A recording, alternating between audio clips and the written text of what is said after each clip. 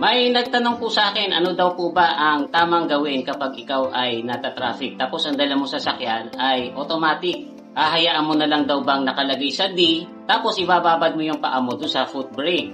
Kaya lang, baka naman daw mag-overheat yung transmission. Kaya ang mas tama daw ay mag-shift sa neutral pagkatapos i-handbrake. So, hati po kasi ang opinion ng mga driver dyan. Pero sa akin po, bilang isang driver na bihirang makagamit ng automatic, kasi lahat po ng sasakyan namin ay manual, kapag ako po ay nata-traffic at sa tansya ko ay mas mahigit pa sa 2 minuto, yung stop and go, ay nag-neutral po ako. Pero hindi ibig sabihin na natatakot ako mag-overheat yung transmission. Kaya ako po yung ginagawa, mangangawit po kasi yung paa ko sa pagtapak doon sa preno.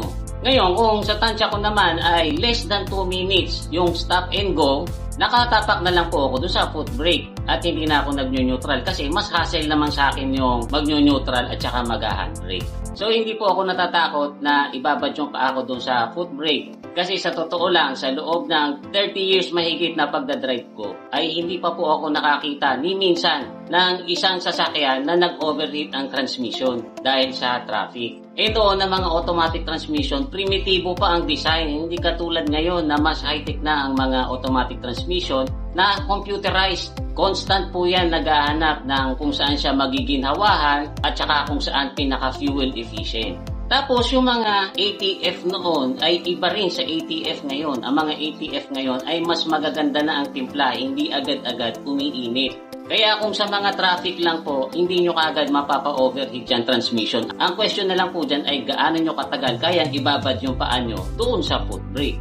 Siyempre, pag masyado nang matagal, mas maginhawa na ilagay nyo na lang sa neutral pagkatapos mag-handbrake kayo. Pero yan po ay opinion ko lang. Ang masasabi ko lang po ay gawin nyo kung saan kayo komportable. Tapos, irespeto nyo yung opinion ng iba.